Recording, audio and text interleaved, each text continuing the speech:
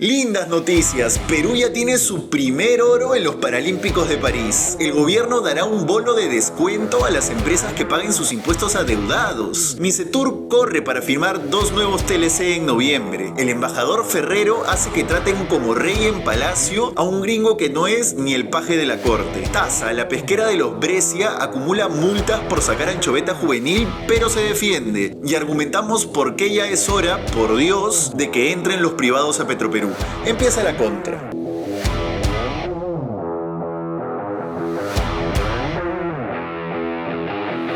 Hola, soy Paolo Benza y esto es La Contra, el resumen de los temas que realmente te importan sin importar a quién le moleste. Se acaba el jueves 29 de agosto, se nos va agosto y hoy, como adelantamos en el episodio de ayer, José Rocha fue nombrado nuevo secretario de Comunicación Social de la PCM. Solo un datito, cuando fue director de comunicaciones de Manuel Merino en su breve gobierno, Rocha fue acusado por el entonces jefe de prensa del IRTP, Renzo Maceis, de exigirle que no transmita las marchas. Esas sangrientas marchas que terminaron con las muertes de Inti y Brian y se trajeron abajo el gobierno de Merino. Y uno más. Se ha metido al bolo para premier el ministro de Desarrollo Julio de Martini, aunque cada vez cobra más fuerza en Palacio la idea de mantener a Adriancén y solo refrescar algunas carteras. Les seguiremos contando que aquí siempre les damos la carnecita primero, mientras otros se demoran en entender qué es noticia y qué no. Al final igual nos rebotan. Vamos a arrancar hoy con una bien editorial. ¿Tenemos que privatizar Petroperú? La respuesta rápida es que sí, y con urgencia, pero permítame desarrollar los argumentos para que me entiendan. Hoy se ha publicado en El Comercio una entrevista al presidente del directorio de la petrolera estatal, Oliver Stark, en la que deja un titular muy claro: la política del avestruz ya no sirve. El gobierno no puede seguir escondiendo la cabeza ante la realidad. La situación de Petroperú es apremiante, insostenible y se tienen que tomar decisiones. El señor Stark, sí yo sé, incluso ha amenazado con renunciar si es que el ejecutivo no le hace caso y no abre el accionariado a los inversionistas privados. Y esto no es una cuestión de preferencias ideológicas, sino de algo tan tangible como que nos podemos quedar sin petróleo en las próximas semanas. ¿Se acuerdan que en 2022 de pronto un día había grifos que te decían que no les quedaba gasolina? Bueno, así, pero peor. En conferencia de prensa hoy el ministro de Economía, José Arista, ha revelado algo que no sé por qué casi nadie le ha prestado atención. Hay, al momento, 8 barcos con petróleo estacionados en las costas peruanas esperando para desembarcar. ¿Y de qué depende que los proveedores nos lo desembarquen? De que les honremos las deudas. Es bien sencillo. Petroperú todavía sigue importando crudo para abastecer al mercado nacional. ¿Por qué?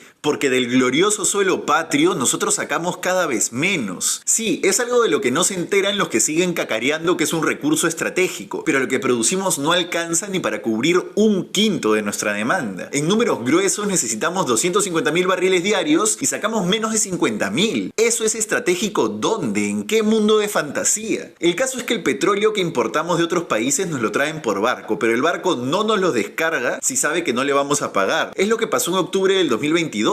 A Petroperú se le cerraron las líneas de crédito de los bancos porque su calificación pasó a ser basura y se quedó sin dinero para pagar el crudo importado. Entonces dejó de comprar y hubo desabastecimiento. Eso se solucionó pasando un decreto con el que le dimos un primer salvavidas de miles de millones de dólares. Y desde ahí no hemos parado. Hoy, como dijo Arista, hay 8 barcos esperando a ver si decidimos volver a soltarle plata de todos los peruanos a ese hoyo llamado Petroperú. Y la realidad es que vamos a tener que hacerlo porque ningún país sobrevive una semana sin combustible. Es cierto que el share de mercado de Petroperú ha ido disminuyendo conforme ha caído en desgracia en estos 2 últimos años. Antes cubría la mitad de la demanda nacional y ahora apenas 1/4. Pero igual vamos a tener que salvarla de nuevo porque ese 25% es demasiado todavía. El ministro Arista también ha asegurado, casi como si estuviera protegiendo un fajo de billetes de un choro, que no se le va a dar, cito, ni un solo sol del presupuesto público a Petroperú y que entiende la urgencia de los 8 barcos, pero que el dinero de los contribuyentes no se puede malgastar así.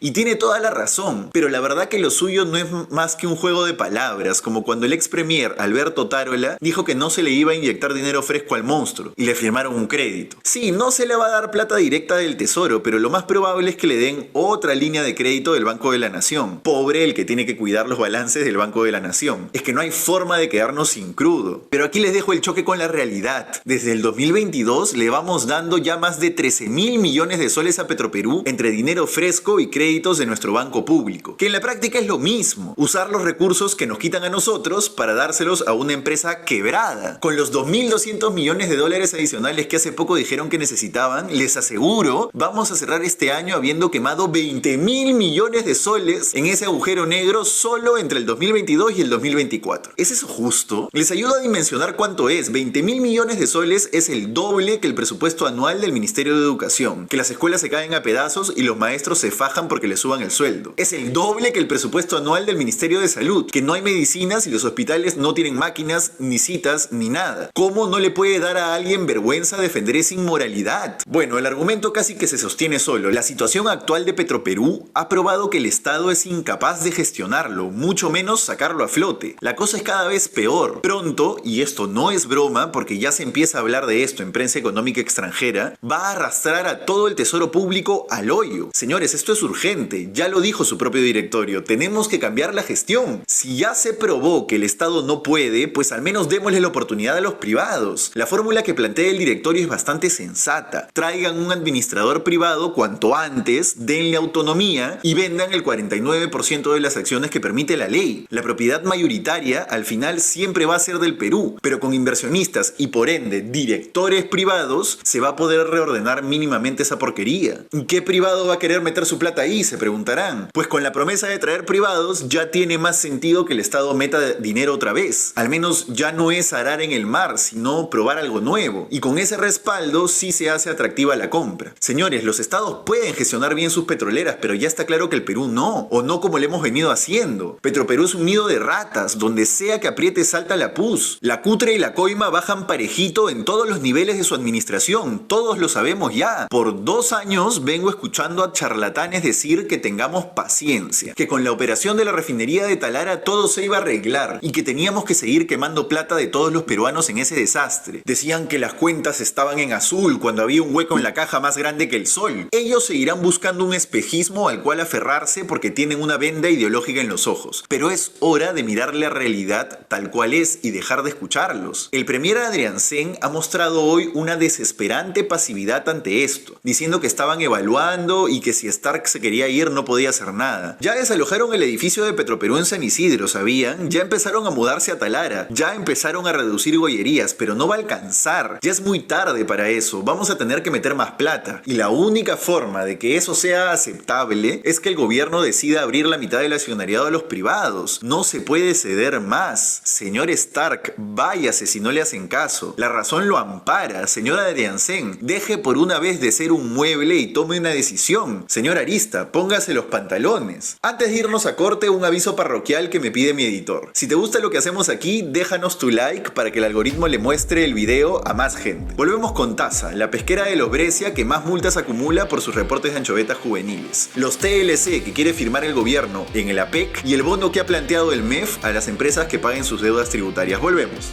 ¿El periodismo es libre o es una farsa? Sin términos medios. Y para hacer eso realidad, te necesitamos a ti. Hemos creado un Patreon donde tendrás más de La Contra. Aquí podrás suscribirte a beneficios exclusivos y apoyar este proyecto. Encuentra el link en la descripción de este video. Para seguir hablando a fondo de las empresas de las que nadie habla, de los temas que te impactan realmente. Y ya sabes, sin importar a quién le moleste. Te esperamos. Regresamos con La Contra, el resumen de los temas que realmente te importan sin importar a quién le molesten. Recuerda que la mejor forma de apoyarnos es suscribiéndote a nuestro Patreon, el link está en la descripción. O también puedes yapearnos a este QR. Vamos con los titulares de hoy. 1. Taza, la pesquera de la familia Brescia, acumula multas y sanciones por haber reportado que pescó menos juveniles de anchoveta de lo que le encontró el Produce. Pero ellos se defienden. Les explico un sencillo. Los grandes barcos que sacan anchoveta para convertirla en harina y aceite 2017 están obligados a reportar cuánto porcentaje de juveniles encuentran en sus faenas de pesca. ¿Por qué? Porque eso sirve para que las autoridades definan si hacen cierres preventivos por zonas o definitivos de toda la temporada. Un juvenil es una anchoveta de menos de 12 centímetros. Se asume que con ese tamaño el pescado todavía no se ha reproducido y por ende capturarlo implica sacar algo que no se está reponiendo para el siguiente año. O sea, depredar y hacer insostenible el negocio. Bueno, cuando un barco saca más de 10% de juveniles en su faena, está obligado a reportarlo al Produce. Y este va midiendo cómo va la cantidad de juveniles en general. Cuando hay muchos, toca cerrar para proteger el recurso. Ojo, no se multa a las pesqueras por sacar más de ese 10% de juveniles. Desde hace más de un lustro que se quitaron las multas para incentivar a que reporten la verdad. Es mejor que informen a castigar a las pesqueras. Lo único que se les pide es que den aviso y un porcentaje certero, ¿se entiende? Bueno, según un reporte de Magali Estrada para Ojo Público, hay decenas de casos en los que los valores de juveniles que reportan las pesqueras difieren de lo que los fiscalizadores del Produce encuentran luego en el muelle. Un montón difieren. Ojo Público encontró 51 sanciones firmes por entregar datos falsos. Y TASA es la que más acumula, con al menos 19. Tecnología de Alimentos S.A. o TASA es la pesquera más grande del Perú. Como sus dueños, los Brescia, suele ser silenciosa y huir de la prensa. Pero al menos logré que me den en off su versión de los hechos. Ojo Público reporta sanciones para TASA, por ejemplo, por decir que había pescado 2.43% de juveniles, cuando los fiscalizadores luego le encontraron 70%. Una diferencia abismal. Pero desde TASA me aseguran que eso se debe a que el método que usan para medir en alta mar es distinto al que usan los fiscalizadores en tierra. Ellos dicen que miden cala por cala, pero que el Produce mide la descarga de pescado completa. También aseguran que la cantidad de sanciones es pequeña respecto al número de calas realizadas, que está en el orden de los cientos de miles. Y agregan que ellos mismos hacen cierres preventivos cuando detectan muchos juveniles porque quieren que el recurso sea sostenible. Lo cierto es que si se están usando dos métodos tan distintos que permiten una diferencia de más de 60 puntos porcentuales, claramente aquí hay algo que arreglar. Más bien, una línea para recordar que la Sociedad Nacional de Pesquería, la SNP, tiene una demanda ante Indecopi para cambiar la medida de 12 centímetros como marca de juveniles. Un sector que anda movido, pues este año lo ha tenido bien dinámico. Les seguiré informando. 2. Estamos corriendo para firmar 2 nuevos TLC con Indonesia y Hong Kong. O al menos eso dice el Mincetur. Elizabeth Galdo, ministra de Comercio Exterior y Turismo, dijo a Gestión que el primer tratado de libre comercio se firmará con Hong Kong en noviembre de este año durante la cumbre de la APEC. Esa es la firma más segura. Galdo dice que el acuerdo ya está cerrado y que solo faltan temas menores de redacción. El TLC con Hong Kong se ha venido negociando desde noviembre del 2022. Y les dejo un poco de contexto. Hong Kong es una región administrativa especial de China, es decir, que a pesar de ser parte de China, tiene un alto grado de autonomía del Partido Comunista en sus políticas económicas y comerciales. Es un conocido centro de negocios y un destino clave para nuestras exportaciones no tradicionales. Les mandamos uva, arándano, palta, mandarina, pecanas, etc.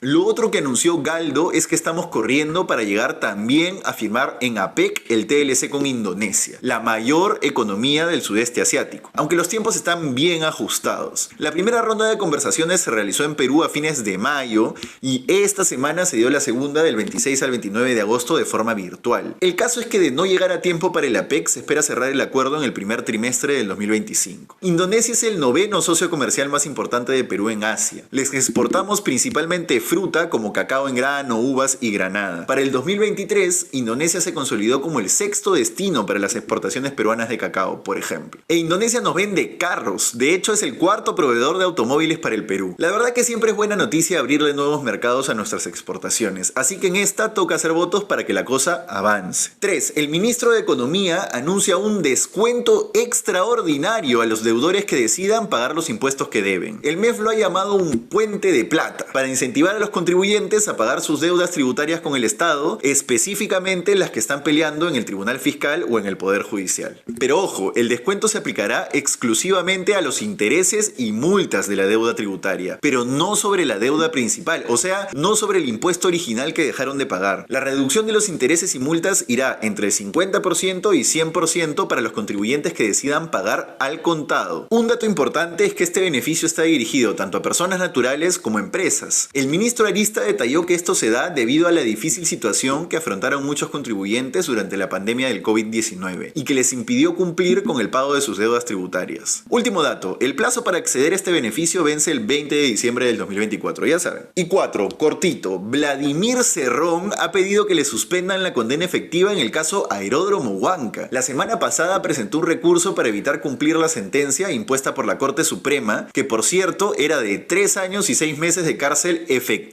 por corrupción como gobernador regional de Junín. Y bueno, seguro que el señor, que por cierto ya lleva más de 10 meses prófugo, se aparece por videollamada para sustentar el pedido, ¿no? Vamos a un último corte y volvemos con las extrañas gestiones del embajador Pocho Ferrero y la gran noticia de hoy. Ya tenemos un oro paralímpico, volvemos. Anuncia en la Contra Podcast la información que necesitas sin importar a quién le moleste. Hemos empezado este proyecto desde la sala de Paolo Benza y para garantizar la sostenibilidad de este espacio te necesitamos a ti, a tu bolsillo, a tu aporte, a tu sencillo. Porque si confías en nosotros, le das una manito también a la información periodística y a la Pepa sin filtros. Y te haremos llegar a esas audiencias que aún no te conocen. Te esperamos. Regresamos con La Contra, el resumen de los temas que realmente te importan sin importar a quién le moleste. Si llegaste hasta acá y no dejaste tu like, este es tu momento. Ya saben, mendigo likes. También pueden apoyarnos por Yape a este QR, que si no yapeas, el chacotero te va a ir a jalar las patas. Cerramos. Hace unos días, Philip Butters me invitó a su programa y me dijo: nos está viendo Pocho Ferrero, capitán del equipo de fútbol, capitán del colegio, el mejor de la Católica, el mejor de Harvard. Y ahorita este pata está con la cabeza metida en el puerto de Corillo. Y claro, me quedé pensando, Boluarte ha nombrado un embajador en Estados Unidos que va a abrir megaproyectos con empresas gringas, ¿no? Suena prometedor. Miren esa portada de cosas. Alfredo Ferrero, el Perú en la mira de Washington. Se ve hasta presidenciable esa foto, ¿no? Como que estuviera en campaña, ¿no? Solo digo, la misión principal del señor, que ya tiene 6 meses en el cargo, es atraer capitales. Pero parece que ahí no le está yendo tan bien. Les cuento para que le avisen a cosas. Mis fuentes en Cancillería me dicen que en sus primeros días en Washington, Ferrero tuvo una serie de reuniones políticas acompañando al canciller González Olaichea. Una de ellas con este señor, José W. Fernández, quien es el subsecretario de la Cancillería gringa en temas de crecimiento económico, energía y ambiente. O sea, un asesor en temas económicos para el canciller gringo Antony Blinken. Fernández, de origen latino y con perfecto español, es una visita fija para políticos sudamericanos cuando van a Washington. Pero después de 6 meses, Ferrero lo ha recibido en Lima como un trofeo. Miren esta foto. Miren detalladamente. En su primer día en Lima, Fernández fue recibido en Palacio de Gobierno por la presidenta del Perú y todos sus ministros, formaditos, reunidos en torno a un mero subsecretario. El señor tiene funciones similares a las de Augusto Morelli Salgado, el director general de promoción económica de la Cancillería del Perú.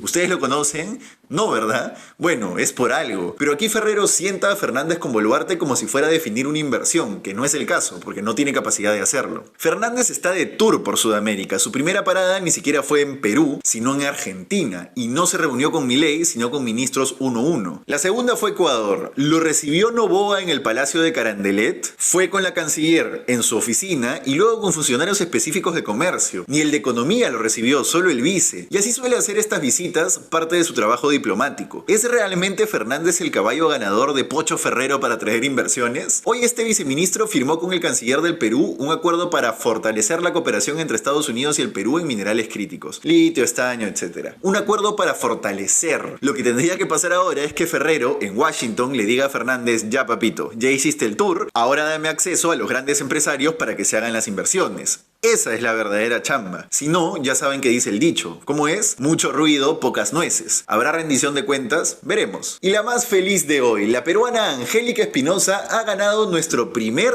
oro en los Juegos Paralímpicos de París. Hoy Angélica se impuso con un contundente 10-4 ante la representante de Uzbekistán en la final de taekwondo. Con esto, la deportista de 26 años ha hecho historia al consagrarse 2 veces campeona olímpica, ya que también había ganado la medalla de oro en Tokio 2020. Antes de Angélica, la última medalla de oro nos la había traído Jimmy Eulert en paranatación, tan lejos como en el año 2000. En fin, los Juegos Paralímpicos de este año apenas empiezan, así que tenemos mucho por delante. Perú está representado por una delegación de 13 deportistas que estarán compitiendo en 9 disciplinas: taekwondo, badminton, atletismo, tiro con arco, tiro deportivo, ciclismo, natación, levantamiento de potencia y bocha, hasta el 8 de septiembre. Entre los más destacados tenemos a Pilar Jauregui en parabadminton, que juega mañana y tiene grandes grandes posibilidades de medalla gracias a su éxito en competencias internacionales. También Dunia Felices, quien competirá en paranatación el 7 de septiembre. Y tenemos las esperanzas puestas en Jorge Arcela, quien competirá en paratiro deportivo. Ojalá que nuestros deportistas sigan dejando nuestra bandera en alto. Y claro, que Dina le dé a Angélica sus 60.000 soles. Mínimo, ¿no?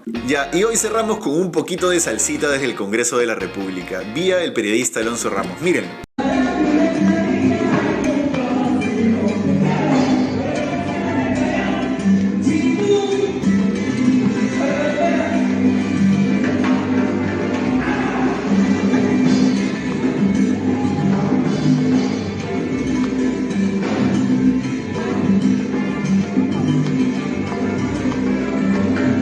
Qué pocos pasos me hubieran llamado. Eso fue todo por hoy en La Contra. Disfruta, comenta, comparte este video en la noche de hoy o en la mañana de mañana, como más te acomode. Y recuerda, este lunes empieza Veo Noticias. Olvídate de la tele. Chao.